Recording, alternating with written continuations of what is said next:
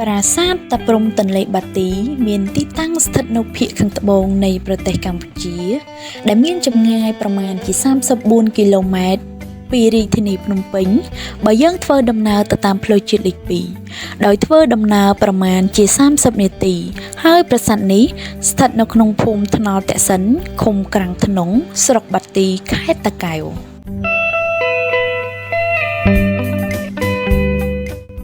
ប្រាសាទនេះសាងសង់ឡើងនៅចុងសតវត្សទី12និងដើមសតវត្សទី13ស្ថិតនៅក្នុងរជ្ជកាលព្រះបាទជ័យវរ្ម័នទី7ចំពោះថ្មដែលគេយកមកកសាងប្រាសាទមានថ្មភក់ថ្មបៃក្រៀមគេប្រើប្រាស់ថ្មភក់ចំពោះតែរចនាសម្ព័ន្ធប្រាសាទណាមួយដែលសំខាន់តួយ៉ាងដូចជាផ្តែរជាដើមចំពោះសំណង់ស្ថាបត្យកម្មនៃប្រាសាទតាព្រំទន្លេបាទីវាមានលក្ខណៈប្រហាក់ប្រហែលទៅនឹងប្រាសាទតាព្រំនៅខេត្តសៀមរាបដូច្នេះហើយបានជាគេកំណត់ថាប្រាសាទនេះស្ថិតនៅក្នុងរចនាបថបាយ័នដោយទៅនឹងប្រាសាទតាព្រំនៅឯខេត្តសៀមរាបផងដែរចំពោះសាសនាវិញព្រះបាទជ័យវរ្ម័នទី7កសាងប្រាសាទនេះឡើង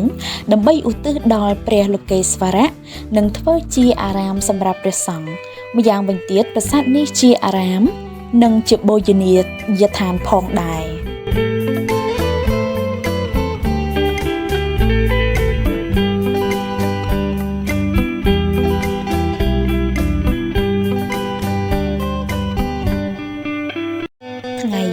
ប្រាសាទតាព្រំទន្លេបាទីគឺជាទីកន្លែងទេសចរបែបប្រវត្តិសាស្ត្រនិងវប្បធម៌ប្រាសាទនេះបានបន្សល់ទុកនូវទឹកតាំងប្រវត្តិសាស្ត្រមួយផ្នែកតូចតាមរយៈសិលាចារឹកគឺផ្ទាំងសិលាចារឹកដែលមានឈ្មោះថាសិលាចារឹកតាព្រំបាទីកា39ត្រូវបានសិក្សាដោយលោកអេដិនអៃម៉ូនីញ៉េនិងចុះកាលប្រៃឆែតឆ្នាំ1874នៃគ្រិស្តសករាជ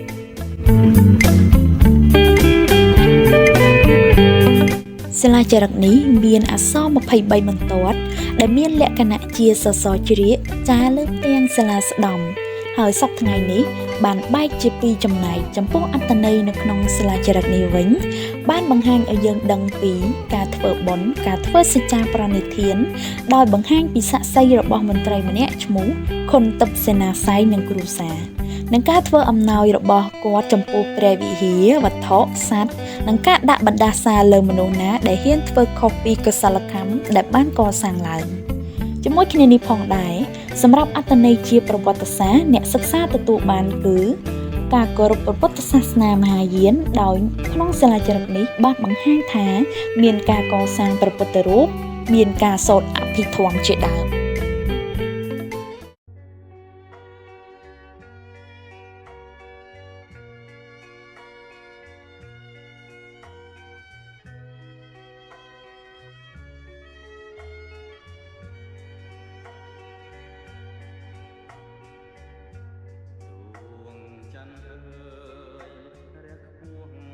ប្រាសាទតាព្រំទន្លេបាទីកសាងឡើងអំពីថ្មភក់និងថ្មបាយក្រៀមដែលមានក្បូរក្បាច់រចនាដ៏ល្អវិចិត្រសំណង់ស្ថាបត្យកម្មប្រាសាទតាព្រំមានលក្ខណៈអស្ចារ្យដែលគួរឲ្យឆ្ងាយសរសើរនិងមានមោទនភាពចំពោះកេរដំណែលមួយនេះផងដែរតួយ៉ាងប្រាសាទនេះមានរចនាឡើងដោយបង្ហាញពីចម្លាក់សិល្បៈកំពែងខ្លងទ្វារផ្តែរហោជាងសសរពេជ្រនិងបដិមាផងដែរចំពោះស្ថាបត្យកម្មនេះមានលក្ខណៈពិសេសជាច្រើនដែលរៀបរាប់អំពីជីវិតរស់នៅជំនឿសាសនារបស់ប្រជាជននៅសម័យនោះប្រាសាទនេះស្ថិតនៅក្នុងរចនាបថបាយ័នបែរមុខទៅរកទិសបូព៌ាប្រាសាទនេះមានអគារភ្ជាប់ពីរ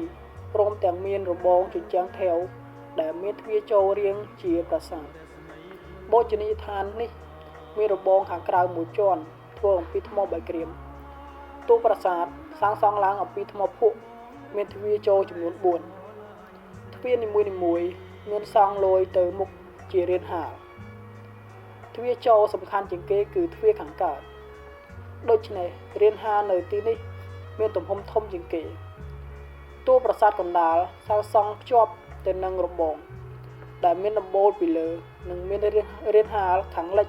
ធំទូលាយជាងខាងកើតដោយរានហាលមានសសរទ្រពីខាងក្រោមផ្នែកខាងក្រៅតាមផ្លូវទ្វារចូលនីមួយៗមានការតាក់តែងលម្អធម្មតា មានគ្រោងទ្វារពុំសសរស្ដំច្រើនជ្រុងមានសសរជាប់ជញ្ជាំងមានផ្ដែលលម្អដោយក្បាច់និងមានហោជាងរៀងក្រងិចក្រងក់ដូចទឹករលកប៉ុន្តែផ្នែកផ្សេងទាំងអស់នេះត្រូវបានរៀបចំបញ្ចូលគ្នាដោយយកពីកន្លែងផ្សេងគឺមិនបានឆ្លាក់តាមលំថ្មតគ្នាឡើយនិងតម្រង់តម្រឹមពីថ្មមួយទៅថ្មមួយនោះទេលើកលែងតែផ្ដែលម្អក្បាច់ដែលយកពីខាងក្រៅមកដាក់ការងារនេះមានកន្លែងខ្លះធ្វើមិនទាន់ហើយនោះទេតួយ៉ាងសសរស្ដំច្រើនជ្រុងនិងហោជាងផ្នែកខាងមុខខាងកើតគឺសុទ្ធសឹងតែជានៅមិនទាន់ហើយនៅឡើយទូប៉មកណ្ដាលជាទូប៉មជាទីសក្ការៈធ្វើអំពីថ្មភក់មានខឿនរាងកាកបាទនិងមានយ៉របាយទៅគ្រប់ទិសទាំង4តួប៉មនេះគិតល្អបណ្ដោយជិតតួប៉មខាងកើតជាងខាងលិចនិងអាចទៅតឹងជិតតួប៉មខាងជើងជាងខាងត្បូងនៅចំកណ្ដាលតួប៉មមានទម្រជាខឿនមួយរាង4ជ្រុងតាមទ្វារចូលទាំង4ដែលអាចចូលទៅផ្នែកនៃខឿនកណ្ដាលបានឯផ្នែកខាងក្រៅធ្វើចេញជាយ៉រតាមច្រកទ្វារទាំង4ទិសក្នុងនោះមានលម្អក្បាច់លើស៊ុមទ្វារសសរផ្អោបនិងនៅលើជញ្ជាំងមានតុបតែងលម្អបាច់ក្បាច់ផ្កាភ្ញីបែបបុរាណជាច្រើនហើយមានចម្លាក់ជារូបទេពអប្សរនៅចន្លោះរបស់បង្អួចបញ្ឆោតក៏មានលម្អលើបង្អួចបញ្ឆោតដែរហើយគ្រប់នៃទ្វារចូលទាំងនោះមានទ្វារចូល2ជាន់គឺមានទ្វារខាងក្នុងនិងទ្វារខាងក្រៅចន្លោះនៃទ្វារទាំងពីរមានលក្ខណៈចង្អៀតចំពោះភាគខាងលើជញ្ជាំងដែលភ្ជាប់ពីដំបូលមកមានលម្អជាក្បាច់ក្បាលសសរលើព្រំដំបូលមានក្បាច់លម្អរូបព្រះពុទ្ធពាក់កណ្ដាលខ្លួនមានភ្នួងសក់រាងស្ដៅតូចតម្រៀបជួរជាជួរគេហៅថាជាក្បាច់អង្អែលលំលោក Philip Stein បានសិក្សានៅក្នុងរចនាបថបាយ័នបង្ហាញថាការប្រើព្រំដំបូលដែលមានឆ្លាក់រូបព្រះពុទ្ធឬតាបូអេសីនៅក្នុងរចនាបថអង្អែលលំបានបញ្ជាក់ពីលក្ខណៈសំណង់ដំណាក់កាលទី2នៃរចនាបថបាយ័ននេះចំពោះលោកសង់បូសេលយើបានបញ្ជាក់ថារូបព្រះពុទ្ធដែលមានក្នុងសក់បាំងជាប្រភេទនេះបង្ហាញក្នុងបែបតាក់ទងដល់ការត្រាស់ដឹងរបស់ព្រះពុទ្ធនៅពេលដែលព្រះអង្គបានផ្សាយមាហើយយកព្រះធរណីជាសាក្សីដែលយើងអាចឃើញតាមសំណង់ប្រាសាទជាច្រើនផ្សេងទៀតប្លង់ប្រាសាទយកប្រាសាទកណ្ដាលជាមេតើវាមានន័យយ៉ាងណាដែរទី1គឺគោលការណ៍នៃព្រំព្រះសុមេរុនេះជាគំនិតគ្រឹះបំផុតប្រាសាទកណ្ដាលត្រូវបានគេចាត់ទុកថាជាភ្នំព្រះសុមេរុដែលជាអកណ្ដាលនៃចក្រវាឡទាំងមូលនៅក្នុងជំនឿព្រហ្មញ្ញសាសនានិងព្រះពុទ្ធសាសនាវាគឺជាទីតាំងរបស់ទេវតានិងជាចំណុចប្រសពរវាងស្ថានសួគ៌និងផែនដីការកសាងប្រាសាទកណ្ដាលឲ្យខ្ពស់ជាងគេនិងមានកំពែងព័ទ្ធជុំវិញគឺតំណាងឲ្យឋានសួគ៌នៅលើផែនដីដោយកំពែងជាជួរភ្នំនិងគូទឹកជាមហាសមុទ្រទី2ឋានានុក្រមនិងការធ្វើដំណើរឆ្ពោះទៅរកភាពដ៏ពិសិដ្ឋប្លង់ប្រាសាទខ្មែរត្រូវបានរៀបចំជាថ្នាក់ពីក្រៅទៅក្នុងអ្នកទស្សនាត្រូវដើរឆ្លងកាត់ច្រកទ្វារនិងកំពែងជាច្រើនជាន់មុននឹងទៅដល់ទីសក្ការៈបូជាសំខាន់នៅចំកណ្ដាលនេះមិនមែនត្រឹមតែជាការដើរធម្មតាទេតែជាការធ្វើដំណើរផ្លូវចិត្តឆ្ពោះទៅរកភាពដ៏ល្អពិសិដ្ឋដែលជាជាន់នីមួយៗអាចតំណាងឲ្យកម្រិតនៃភាពបរិសុទ្ធទី3មជ្ឈមណ្ឌលអំណាចរាជនិងសាសនាតាមរយៈគោលគំនិតទេវរាជប្រាសាទកណ្ដាលត្រូវបានប្រើជាកន្លែងតម្កល់បដិមាតំណាងឲ្យព្រះមហាក្សត្រដូច្នេះប្រាសាទកណ្ដាលមិនត្រឹមតែជាទីសក្ការៈបូជាទេតែជាមជ្ឈមណ្ឌលនៃអំណាចនយោបាយនិងសាសនារបស់ព្រះមហាក្សត្រផ្ទាល់តែម្ដងទំហំនិងភាពអស្ចារ្យរបស់វាគឺបង្ហាញអំពីអំណាចនិងទេពកោសល្យរបស់ស្ដេចអ្នកកសាងទី4ភាពស៊ីមេទ្រីនិងតុល្យភាពប្រាសាទកណ្ដាលគឺជាអសំខាន់ដែលអ្វីៗទាំងអស់ត្រូវបានរៀបចំឡើងជាលក្ខណៈស៊ីមេទ្រីជុំវិញវារួមទាំងទ្វារចិញ្ចោលទាំង4ទិស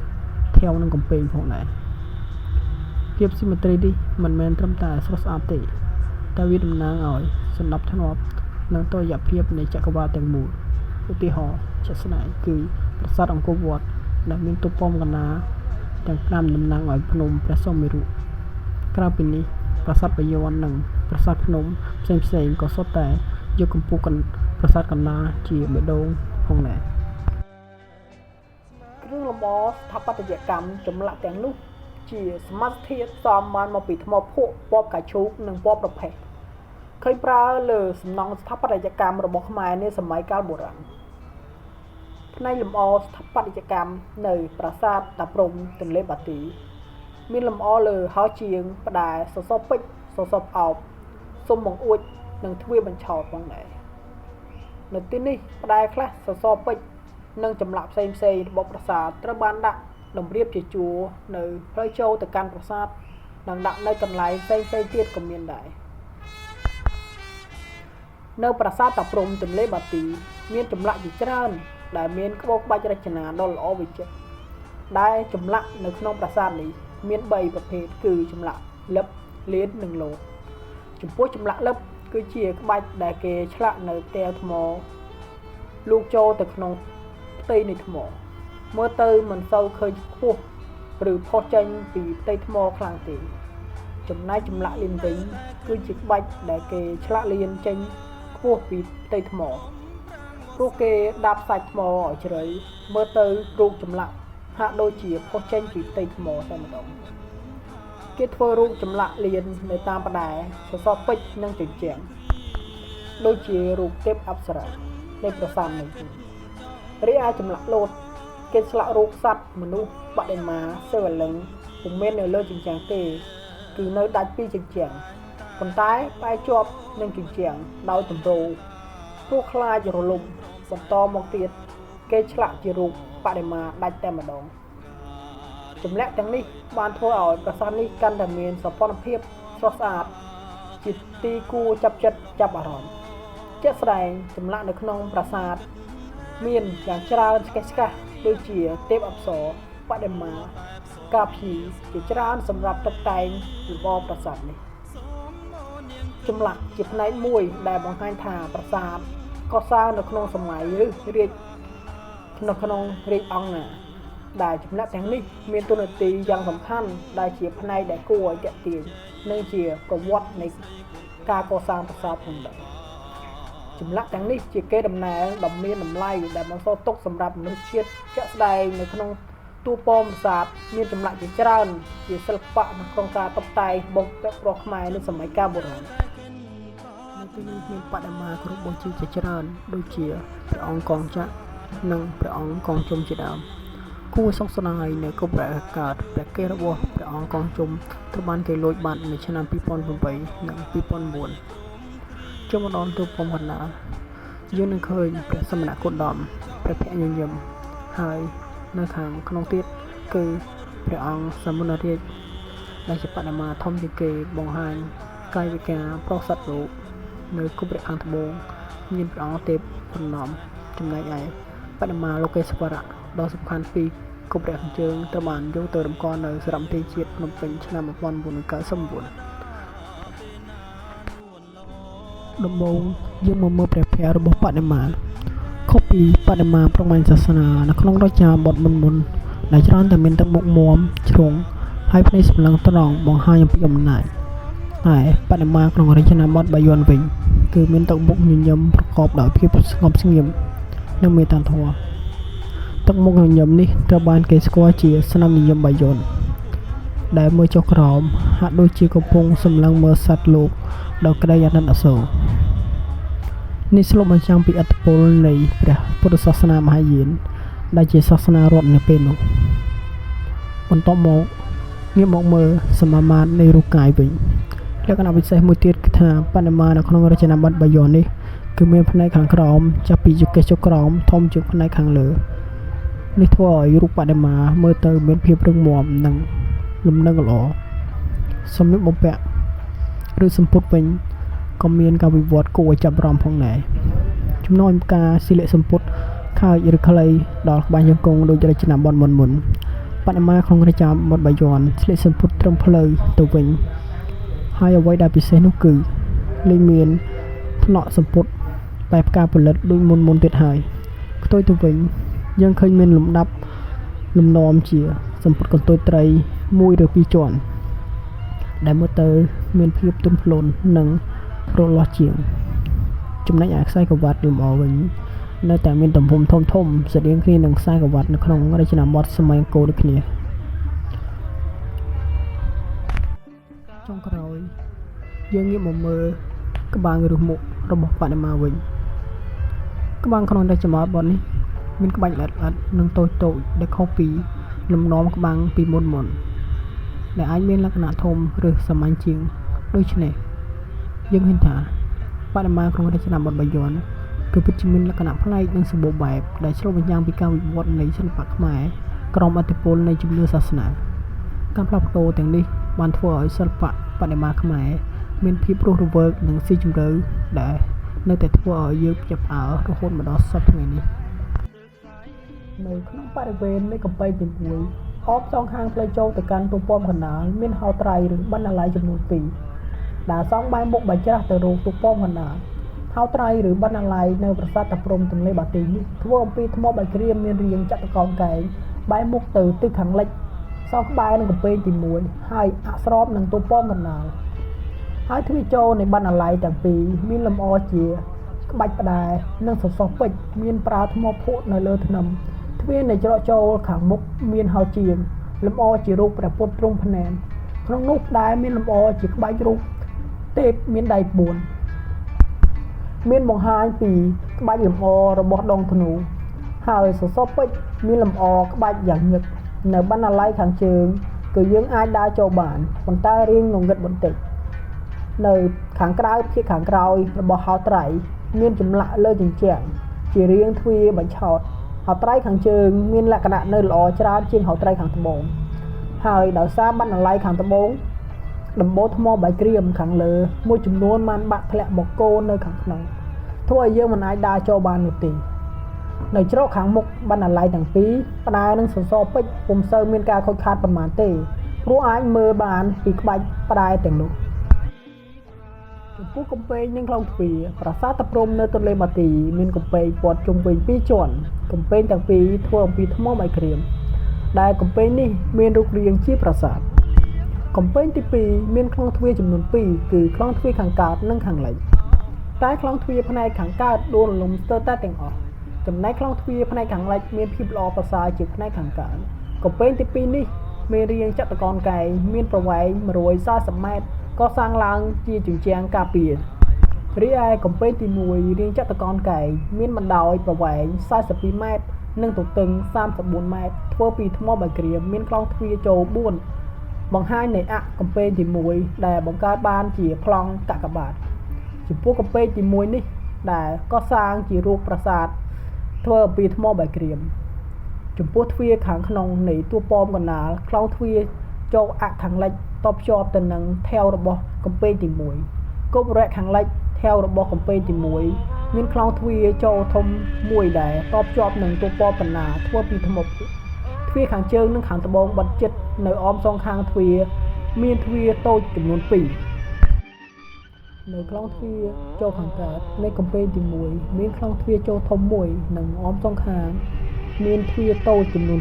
2ហើយគប់រៈខាងជើងថែវនៃកំពែងទី1មានក្លោងទ្វារចូល1ហើយទ្វារខាងកើតនិងទ្វារខាងលិចនៃថែវនេះបិទជិតមិនអាចដើរចេញចូលបានឡើយ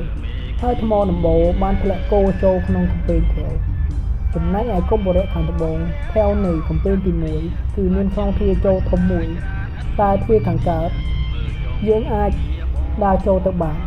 ហើយនៅខាងមុខនោះមានទ្វារតូចមួយចេញចូលបានប៉ុន្តែទ្វារខាងលិចវិញបិទជិតមិនអាចចេញចូលបានទេចំណែកឯតួប្រាសាទមានក្លោងទ្វារចំនួន4ប៉ុន្តែក្លោងទ្វារអ័ក្សខាងលិចជាប់ជាមួយកំពែងរីឯស្រះទឹកវិញនៅក្នុងបរិវេណកំពែងទី2មានស្រះទឹក2ជាស្រះបុរាណស្ថិតនៅអ័ក្សខាងកើតនៃប្រាសាទហើយស្រះទឹកខាងជើងមានរាងចតុកោណកែងមានបណ្ដោយប្រវែង23ម៉ែត្រនិងទទឹង22.50ម៉ែត្រគេតម្រៀបថ្មបាយក្រៀមធ្វើជារនាំងថ្នាក់ជាថ្នាក់នៅក្នុងស្រះនេះមានទឹកបន្តិចបន្តួចតែពេលរដូវវស្សាមានទឹកច្រើនស្រះមួយទៀតនៅខាងត្បូងផ្លូវចូលស្របនឹងស្រះខាងជើងរាងចតុកោណកែងមានបណ្ដោយប្រវែង21 50 ម៉ែត្រនិងទទឹងប្រវែង 18.50 ម៉ែត្រស្រះទាំងពីរនេះជាស្រះសម័យបុរាណជាទូទៅស្រះឬក៏កសិនទឹកជានិមិត្តរូបក្នុងន័យជាស្រះទឹកពិសិដ្ឋត្រូវបានយកមកប្រើប្រាស់រួមបញ្ចូលជាមួយនឹងប្រាសាទបុរាណដែលស្រះទឹកទាំងពីរនេះមានសារៈសំខាន់ណាស់សម្រាប់សារទឹកទុកប្រើប្រាស់ពេលមានប្រារព្ធពិធីបុណ្យសាសនាផ្សេងៗផងដែរស្រះទឹកនេះជានិមិត្តរូបតំណាងឲ្យស្រះបោកណីតាមបែបព្រះពុទ្ធសាសនាចំណែកឯព្រហ្មញ្ញសាសនាវិញគូទឹកតំណាងឲ្យមហាសមុទ្រលោកធាតុទាំង7យោងតាមលោកអៃម៉ូនីញ៉េភាគច្រើនដែលជាស្រះទឹកឬកសិនទឹកនោះជាទឹកដ៏ពិសិដ្ឋហើយនៅចន្លោះស្រះទឹកទាំងពីរនេះឬក៏កសិនទឹកទាំងពីរនេះគឺមានផ្លូវដើរឆ្លងកាត់ដែលចែកជាពីរផ្នែកនិងឆ្លោះគ្នាផងដែរដូចនេះស្រះទឹកគឺជាស្រះពិសិដ្ឋនាសម័យខ្មែរបុរាណដែលខ្មែរនិយមសង់នៅជិតប្រាសាទរីឯផ្នែកហោជាងសន្សំពេជ្រនិងសន្សំអោបជាដំបូងយើងនឹងនិយាយអំពីហោជាងគឺជាផ្នែកមួយយ៉ាងសំខាន់នៅក្នុងសំណង់ស្ថាបត្យកម្មប្រាសាទរបស់ខ្មែររាល់ក្បាច់លម្អនៅលើហោជាងទាំងអស់នោះគឺជាគេដាប់ឆ្លាក់ជាផ្កាវល្លិផ្កាភ្ញីឬរឿងតាក់ទងនឹងទេវកថាផ្សេងនិងចម្លាក់បដិមាសាសលើហោជាងក៏ដោយដែលក្បាច់លម្អនេះដែលអាចឲ្យអ្នកបុរាណវិទូគ្រប់រូបដឹងពីរចនាបថណាមួយព្រមទាំងដឹងថាស្ថិតនៅក្នុងសម័យកាលណាមួយបានដោយមើលការលម្អជាសព័ន្ធលើហោជាងនេះឯងក្បាច់ហោជាងប្រាសាទតាព្រហ្មទន្លេបាទីមានចម្លាក់ក្បាច់ល្អស្អាតច្រើនជាក់ស្ដែងហោជាងរបស់ប្រាសាទនេះគឺហោជាងខាងមុខទូប៉មខាងកើតហោជាងនេះជាហោជាងដែលមានការដាប់និងការច្នៃឡើងវិញពីព្រោះហោជាងនេះមានលក្ខណៈខុសពីហោជាងនៅតាមទូប៉មញ័រផ្សេងហោជាងនេះជាហោជាងដែលធ្វើមិនទាន់ហើយពេញលេញនោះទេទើបមានការធ្វើបន្ថែមនៅសម័យកណ្ដាលពោលគឺនៅក្នុងសតវត្សទី16ក្នុងរាជអង្គច័ន្ទទី1ឆ្លាក់បង្ហាញពីរាងដូចឆ័ត្ររូបមាន4ថ្នាក់លម្អជាក្បាច់ដែកមួយរាងហោជាងទូប៉មខាងជើងមានរចនាបថជារូបនាគព័ទ្ធជុំវិញនៅចំកណ្ដាលនៃហោជាងមានចម្លាក់ឆ្លាក់រូបទេពមួយអង្គមានដៃ6ដៃ3ខាងឆ្វេងមានកាន់កំពីថោទឹកដៃឆ្វេងកណ្ដាលមើលពុំសូវច្បាស់ឯដៃ3ខាងស្ដាំមានកាន់ផ្គាំផ្កាឈូកដៃស្ដាំកណ្ដាលមិនដឹងកាន់អ្វីទេមើលមិនច្បាស់ហើយឈរនៅលើបល្ល័ង្កសក់ចងក្រងឡើងជាកំពយហើយនៅចំកណ្ដាលក្នុងសក់មានចម្លាក់រូបទេពទ្រង់ភ្នែនមានតុបុកញញឹមពុំសូវមានតុបតែងគ្រឿងអលង្ការអ្វីទេស្លៀកខោខ្លីនៅជិតជើងរបស់ទេពមានបរិវារអមសងខាងព្រមទាំងលើដៃសំពះគោរពដល់ទេពកំពុងឈរនៅពីខាងក្រោយរូបទេពមួយជួរអង្គុយបញ្ឈរជង្គង់លើកដៃប្រណម្យរីឯចំពោះហោជាងទូប៉មខាងត្បូងវិញថ្មនេជាយហោជាងបានធ្លាក់មកខ្លះប៉ុន្តែមានលម្អលក្ខណៈដូចគ្នានឹងហោជាងខាងជើងដែរលើហោជាងខាងត្បូងនេះមានឆ្លាក់ជារូបនាគព័ទ្ធជុំវិញកណ្ដាលហោជាងមានបង្ហាញរូបទេពមានដៃ4ដៃ2ខាងស្ដាំមានកាន់ផ្គាំនិងផ្កាឈូកហើយដៃខាងឆ្វេងមានកាន់កំពីដៃឆ្វេងខាងក្រោមមិនដឹងកាន់អ្វីនោះទេព្រោះមើលមិនច្បាស់ឈរលើបល្ល័ង្កសក់ចងជាកំពយនៅចំកណ្ដាលភ្នួងសក់មានឆ្លាក់រូបទេពទ្រង់ភ្នែកដូចហោជាងខាងជើងដែរទឹកមុខញញឹមស្លៀកខោខ្លីមានឆ្លាក់ជាយមុខមកមុខបន្តិចហើយនៅអមជើងខាងឆ្វេងមានមនុស្ស3នាក់និងនៅខាងស្ដាំមានមនុស្ស2នាក់ដែលបង្ហាញជាបែបអង្គុយបញ្ឈរជង្គង់ដៃលើកប្រណម្យឡើងក្នុងនោះក៏មានរូបស្រីរបាំ4នាក់រំពាត់ជុំវិញផងដែរដូចជាបានបង្ហាញនៅក្នុងរូបរីឯចំពោះហោជាងតួប៉មខាងលិចវិញនៅខាងក្នុងបើយើងពិនិត្យមើលទៅឃើញថាត្រូវបានរលប់មើលពុំសូវច្បាស់នោះទេណាមួយដោយយ៉នេះបានតបភ្ជាប់ទៅនឹងថែវរបស់កំពែងទី1ហោជាងនេះក៏មានបង្ហាញដូចគ្នានឹងហោជាងខាងជើងដែរដូចនេះហោជាងរបស់ ពួកនីមួយៗមានលក្ខណៈដូចគ្នាគឺបង្ហាញជារូបលោកេស្វរៈព្រោះនៅចំកណ្ដាលក្នុងភ្នោះសក់មានរូបទេពមួយទ្រង់ភ្នែនតាហោជាងនៅក្នុងរចនាបថបាយ័នមានលក្ខណៈខុសប្លែកគ្នាពីរចនាបថអង្គរវត្តយ៉ាងដូចម្តេចដែរជាក់ស្ដែងធ្នឹមហោជាងនៅរចនាបថអង្គរវត្តមានរាងចុងបញ្ឆោតកាច់ត្រង់បែបតគ្នាចំណែកឯធ្នឹមនៅរចនាបថបាយ័នមានរាងចុងធ្នឹមបញ្ឆោតកាច់ជាជំរាលចូលទៅក្រោមសត្វមកខុសពីអង្គរវត្តក្រៅពីនេះរូបនាគនៅលើហោជាងក៏មានភាពខុសគ្នាដែរនាគនៅក្នុងរចនាបថអង្គរវត្តមានរាងស្ដួចមានក្បាំងស្រួចឡើងទៅលើហើយការលម្អនៅលើរូបនាគក៏តិចជាងរចនាបថបាយ័នផងដែរផ្ទុយទៅវិញនាគនៅរចនាបថបាយ័នមានរាងធាត់និងមានក្បាំងនៅខាងលើដែរដែលជាចំណុចសម្គាល់ដ៏ងាយស្រួលមួយក្នុងរចនាបថបាយ័ននេះផ្ដាល់របស់ប្រាសាទតាព្រហ្មត្រូវបានគេដាក់តម្រៀបគ្នាជាជួរនៅតាមច្រកចូលរបស់ផ្លូវប្រាសាទផ្ដាល់ដែលដាក់នៅខាងមុខនៃច្រកចូលកំពែងទី1គុំរៈខាងកើតមានរាងជាចតុកោណកែង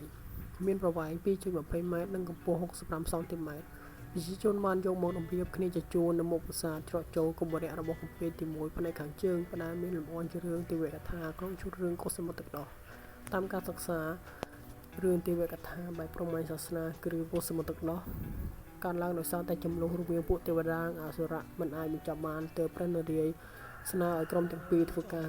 ភ្នាល់គ្នាដោយកុសមុទ្រទឹកដោះដែលមានតួអង្គតំណាងក្រុមពួកទេវតានិងអសុរៈដើម្បីចម្រាញ់យកទឹកអមฤតនៅផ្នែកកណ្ដាលផ្តែរមានបង្គោលមួយឈ្មោះថាភ្នំមន្តរៈយកធ្វើជាស្នូលហើយយកនាគធ្វើជាខ្សែព្រាត់ផ្តែរតួប៉មកណ្ដាលយោនីមុខខាងកើត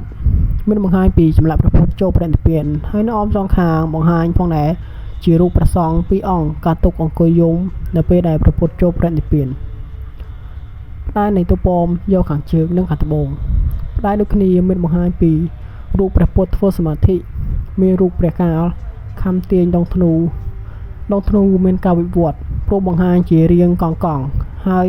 ខាងលើជាក្បាច់សន្លឹកឆែកដែលស្ថិតក្នុងរចនាបថបាយ័នដំណាក់កាលទី3ផ្តែរនៅខាងក្នុងយកខាងលិចដែលតបភ្ជាប់នឹងថែវកំពែងទី1នេះផ្តែរមានបង្ហាញពីក្បួនដង្ហែព្រះមហាក្សត្រព្រោះសង្កេតឃើញថាមានអ្នកភ្លេងអ្នកវីស្គរអ្នកកាន់តងអ្នកកាន់ខ្លោះសម្រាប់ទុំផ្សេងជាដើមមុនរចនាបថបាពួនផ្តែរមានលក្ខណៈសម្បូរបែបណាស់គេតែងតែឆ្លាក់រូបសត្វមកកំពុងខំឬខ្ជាក់អង្កត់ធ្នូហើយមានមនុស្សជិះនៅពីលើនោះទៀតផងនៅលើអង្កត់ធ្នូនោះក៏មានចម្លាក់មេដាយកម្រងរំយោលផ្កាចក្រច័ន្ទនិងផ្ការាងមូលទៀតផងប៉ុន្តែចាប់ពីរចនាបថបាពួនរហូតដល់អង្គរវត្តនិងបាយ័នប្រែមានការប្រែប្រួលគួរឲ្យកត់សម្គាល់គេលេងនិយមឆ្លាក់រូបសត្វមកឬកម្រងផ្កាដូចមុនទៀតហើយផ្ទុយទៅវិញគេងាកមកឆ្លាក់រឿងនិទានបែបព្រហ្មញ្ញសាសនាឬពុទ្ធសាសនាមហាយានវិញម្ដងជាពិសេសនៅក្នុងរចនាបថអង្គរវត្តចម្លាក់លើដែលភាគច្រើនជាចម្លាក់លៀនហើយនៅចុងរចនាបថអង្គរវត្តនេះដងអង្កត់ធ្នូមានលក្ខណៈវិញព័ទ្ធចូលគ្នាដែលមានកម្រងមេឈើរាងដូចដងធ្នូទៀតហើយគេនិយមលម្អដោយក្បាច់ស្លឹកឈើរាងទំពក់ស្របគ្នាឬរាងដូចអក្សរខបើយកមើលទៅគឺនៅខាងឆ្វេងនិងដូចអក្សរតូបើយើងមើលទៅគឺនៅខាងស្ដាំលុះមកដល់រចនាបថបាយ័នវិញលក្ខណៈពិសេសនៃផ្តែរគឺដងធ្នូដែលពីមុនរាងដូចអក្សរខឬអក្សរតូបានប្រែទៅជារាងមូលដូចអក្សរអូឬលេខ0វិញម្ដងចំណុចលេខត្រូមួយទៀតនោះគឺក្បាច់ស្លឹកឈើរាងត្រង់ឡើងទៅលើដែលជាអត្តសញ្ញាណរបស់រចនាបថនេះលើគ្នាទៅទៀតព្រះកាលនៅរចនាបថបាយ័នមានខ្ទង់ច្រមុះនិងចង្កូមនៅត្រង់ក៏យ៉ែបមាត់ក្បែរទ្វារសងខាងដែលរចនាបថមុនមិនសូវឃើញមានឡើយសសរពេជ្រគឺជាឈ្មោះសសរមួយប្រភេទជាគ្រឿងបង្គុំដ៏សំខាន់ក្នុងសិល្បៈស្ថាបត្យកម្មខ្មែរ ដែលមានការពេញនិយមសម្រាប់ការកសាងប្រាសាទសសរពេជ្រមានតួនាទីទល់ទ្រផ្តែរទ្វារហើយក៏ជាសមាសធាតុមួយនៅក្នុងការលម្អលើសំណង់ស្ថាបត្យកម្មខ្មែរផងដែរសសរពេជ្រនៅប្រាសាទតាព្រហ្មទន្លេបាទីនេះសសរពេជ្រដែលដាក់នៅអមសងខាងនៃខ្លោងទ្វារចូលរបស់តួប៉មសំខាន់ឬតួប៉មទីសក្ការៈនិងគោបុរៈមួយចំនួនសសរពេជ្រទូទៅមានរាង8ជ្រុងមានឆ្លាក់ក្បាច់លម្អយ៉ាងស្អាតមានថ្នាំងបាំងថ្នាំងផតនៅលើតួសសរពេជ្រមានលម្អជាក្បាច់ចិញ្ចៀនក្បាច់ផ្កាច័ន្ទនិងក្បាច់របបផ្កាឈូកផងដែរប៉ុន្តែក្បាច់សសរពេជ្រតួប៉មខាងកើតពុំឃើញមានស្លាកក្បាច់អ្វីទេនៅយកនៃតួប៉មសសរពេជ្ររាង8ជ្រុងដែរខាងក្រោមក្បាច់ក្បាលជើងសសរពេជ្រមានឆ្លាក់ក្បាច់រូបទេពមានទឹកមុខកញឹមសក់បួងឡើងលើស្លៀកខោខ្លីជើងខ្លីអង្គុយបញ្ឈរជង្គង់លើកដៃបណ្ណំជើងដាក់ខ្វែងគ្នាសសរពេជ្រតើសសរពេជ្រនៅក្នុងរចនាបថបាយ័នមានលក្ខណៈខុសគ្នានឹងរចនាបថអង្គរវត្តដូចម្តេចដែរសសរពេជ្រនៅរចនាបថបាយ័នបានបន្តលក្ខណៈសម្គាល់ពីចុងសម័យអង្គរគួរឲ្យកត់សម្គាល់នោះគឺក្បាច់ស្លឹកឈើរាងត្រីកោណលែងត្រូវបានគេនិយមដូចមុនទៀតហើយអ្វីដែលពិសេសនោះគឺចាប់ពីរចនាបថបាពួនរហូតដល់រចនាបថបាយ័នសសរពេជ្រគេធ្វើជាប់នឹងជញ្ជាំងយកតែម្ដងគឺមិនបានក្រឡឹងពីខាងក្រៅរួចយកទៅដាក់នោះទេនេះមានន័យថាក្បាច់ស្លឹកឈើនៅអមសងខាងមិនមានរវ័នដូចពីមុនដូចនោះទេសសរផ្អោបគ្រប់សំណង់ស្ថាបត្យកម្មបុរាណខ្មែរក្រៅពីសសរពេជ្រនៅឃើញមានសសរផ្អោបដែលជាផ្នែកមួយសំខាន់នៅជាប់នឹងមេទ្វារអមសងខាងនៃខ្លោងទ្វារចូលលម្អដោយក្បាច់រចនាឡើងជាក្បាច់ភ្ញីវល្លិខ្វែងគ្នាក្នុងនោះមានឆ្លាក់រូបតូចៗនៅលើផ្ទៃសសរផ្អោបនេះសសរផ្អោបប្រាសាទតាព្រហ្មទន្លេបាទីនៅទឹកខាងកើតនៃតួប៉មកណ្ដាលសសរផ្អោបបានឆ្លាក់ជារូបទ្វារបាលអមសងខាងដែលគេឆ្លាក់ជាប់នឹងសសរពេជ្រទ្វារបាលមានឆ្លៀកសម្លៀកបំពាក់ហើយមានការតុបតែងលើសក់មុខរាងមូលចិញ្ចើមរាងពាក់កណ្ដាលរង្វង់ភ្នែកមូលធំដែលកាន់ដំបងហើយជើងឈានទៅមុខនៅពីលើ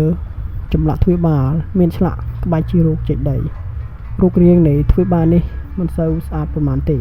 ទ្វារបាលនេះហាក់ដូចជាមានទឹកមុខរឹងមាំដូចមហាបារារិនបាណានៅប្រាសាទ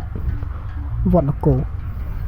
រូបចម្លាក់នេះគេពិបាកនឹងឲ្យការបរិច្ឆេទប៉ុន្តែសំណង់ខ្លះនៅទីនេះរបស់ប្រាសាទស្ថិតនៅសម័យកាលកណ្ដាលគឺពាក់កណ្ដាលទី2នៃសតវត្សទី16ហើយចម្លាក់ទ្វារបាលប្រហែលគេឆ្លាក់នៅសម័យកាលកណ្ដាលនេះផងដែរចំពោះសសរផ្អោបតួប៉មខាងជើងនិងខាងត្បូងក្បាច់លម្អវល្លិខ្វែងគ្នាហើយចន្លោះក្បាច់វល្លិនេះមានរូបផ្សេងៗជាច្រើនផ្នែកខាងក្រោមជួនមានរូបគ្រុឌរូបមនុស្សនិងព្រះកាលជាដើមជើងសសរមានក្បាច់ត្របកឈូកនិងក្បាច់រាងតូចពីរ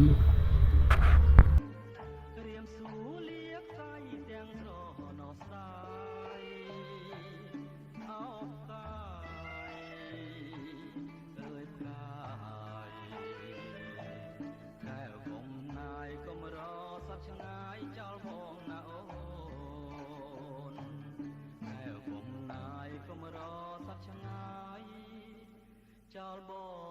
ងណា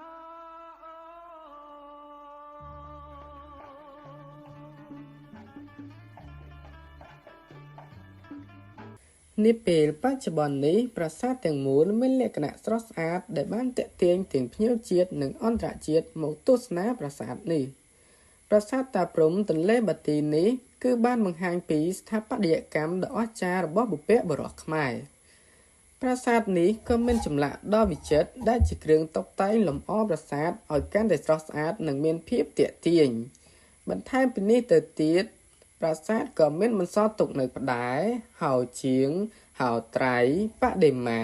សសរពេជ្រនិងសសរផ្អោបដែលអាចឲ្យអ្នកសិក្សានិងស្រាវជ្រាវទទួលបានចំណេះដឹងពីការសិក្សានេះផងដែរ ហើយផ្នែកទាំងនេះក៏បានបង្ហាញពីការកសាងប្រាសាទក៏ដូចជាជីវភាពរស់នៅរបស់ប្រជាជនផងដែររីឯទេសភាពក៏អំណោយផលខ្លាំងដែលមានព្រៃឈើដ៏ជុំវិញងាយស្រួលក្នុងការដើរទស្សនាទីធ្លាប្រាសាទទាំងមូលចំពោះសំណង់ប្រាសាទបុរាណរបស់ខ្មែរយើងនេះគឺត្រូវបានជ្រើសរើសសម្ភារៈនៃវត្ថុធាតុផ្សំមានថ្មភក់ថ្មបាយក្រៀមឥដ្ឋនិងឈើវត្ថុធាតុផ្សំទាំងនេះដូនតាខ្មែរប្រើតាំងពីសម័យមុនអង្គរហើយបន្តរហូតមកដល់សម័យអង្គរគេនិយមប្រើប្រាស់វត្ថុសំណង់ថ្មភក់ថ្មបាយក្រៀមច្រើនប្រាសាទតាព្រំទន្លេបាទីនេះនៅសំណង់នៃកំពែងទី2ថែវដែលនៅសល់គឺគូសំឯកំពែងទី1ជ្រុងនៃថែវខាងទិសពាយកនិងទិសនិរតីបានដួលរលំបំណែកថ្មបាយក្រៀមមួយភាគធំហើយចំណែកជ្រុងខាងទិសឦសាននិងអាគ្នេយ៍ក៏ដូចគ្នាថែវនៃកំពែងទី1ផ្នែកខាងក្នុងនៃកំពែងថ្មបាយក្រៀមបានដួលរលំមកលើគ្នាជាគួរហើយកន្លែងខ្លាំងនៃខ្លោងទ្វារច្រកចេញចូលរបស់ថែវបានរលំធ្លាក់មកលើដីនិងមានថ្មខ្លះហាយចេញពីគ្នារវាងមេទ្វារនិងសសរពេជ្របើនិយាយពីការខូចខាតដល់ប្រាសាទគឺមានកត្តាជាច្រើនដែលបង្កជាបញ្ហានេះបើតាមពិនិត្យមើលនៅពេលបច្ចុប្បន្ននេះហើយប្រាសាទនេះក៏មានការធ្វើបន្ថែមនៅសតវត្សទី16ដែលធ្វើឲ្យសំណង់ប្រាសាទចាស់បានយកមកសំលេីឡំជាមួយនឹងសំណង់ថ្មីទៅឃើញថាថ្មចាស់អាចនឹងទទួលរងនៅការពុកផុយជាងថ្មថ្មីដែលអាចបង្កឲ្យប្រាសាទរលំព្រោះតែគ្មានលំនឹង